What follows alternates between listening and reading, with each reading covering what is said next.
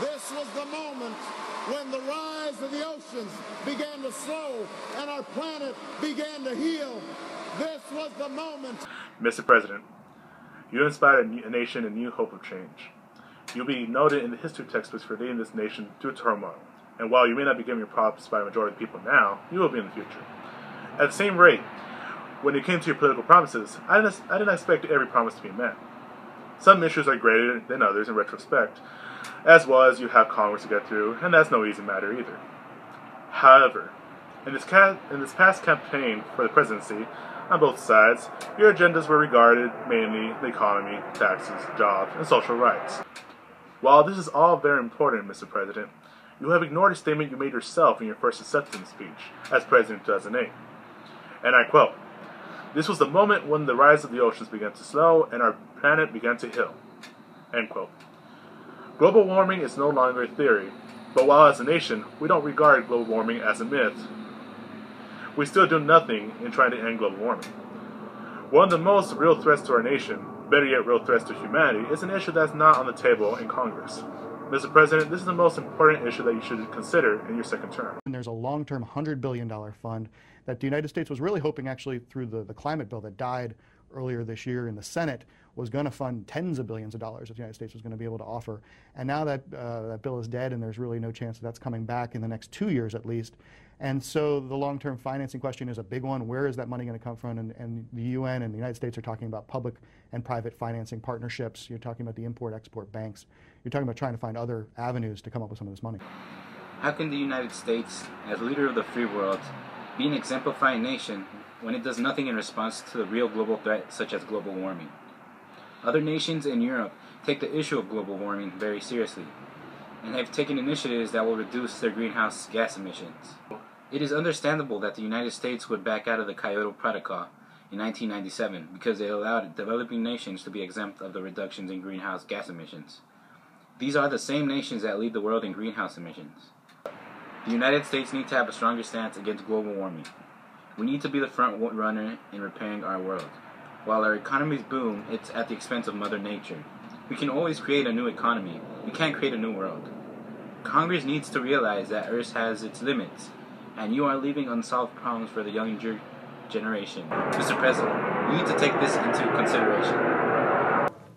John T. Fasolo and Kevin Trenberth of the National Center for Atmospheric Research in Boulder, Colorado, estimate that when Hurricane Sandy struck, ocean temperatures along the East Coast were nearly 5 degrees above normal, in part attributed to global warming.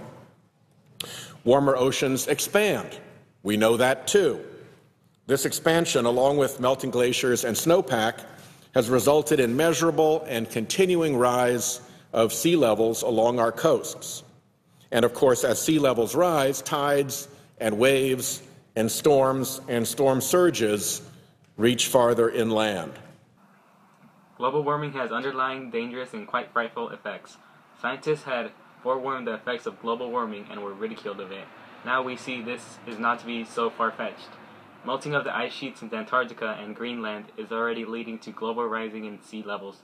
The rise in sea levels disrupts the very delicate balance of Mother Nature. Everything in this world literally regards within a circle of recycling. Rising sea levels provides a predicament. This increases the chances of flooding. Already, the Maldives Island is an example of the damaging effects rising sea levels have on the world. Former President Mohammed Nasheed of Maldives was looking to buy land in India or Sri Lanka in case that his people needed to leave the island if it were underwater. The point being, the people of Maldives can tell by experience the effects of global warming of which they had little to contribute to. Scientists have also come to agreement that global warming will produce even stronger storms. On a side note, bless those who suffered because of Hurricane Sandy. We really mean it. It is no coincidence that the East Coast was hit with a strong storm, as well as having a higher sea level in New York did not help the situation. In the United States, we have seen an increase in severe forms of weather.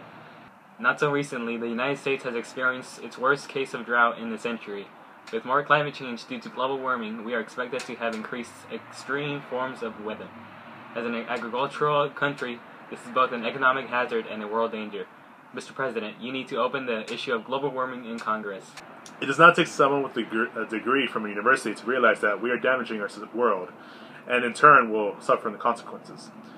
We take for granted the planet we live on, and while we know the deadly effects that global warming has as significance, we are belittling its foundation because of the economic consequences incurring global warming prescribes.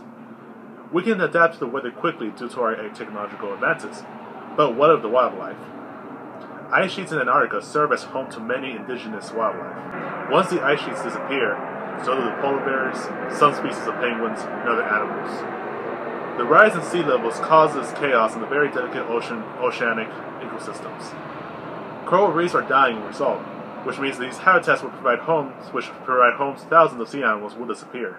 One system of nature affects the other. It's all in a big recycled circle. Sooner or later, this will affect us to the point where we can't adapt to the situation. Resources will turn scarce due to global warming, such as faster melting of freshwater ice caps at locations within the United States. Food will be harder to grow because of increased drought within the United States due to climate change. Humanity would be in a state of fighting for survival. The fight for human survival may not happen anytime soon, but the animal kingdom is feeling the effects already, and if we do not change our ways now, it may be too late in the future. Life, nature, the environment, it's all beautiful. We have the capability to repair our world, but it's more economic and beneficial to destroy it. We can only push our Earth so much. Money can essentially be created out of thin air, but we only have one Mother Earth.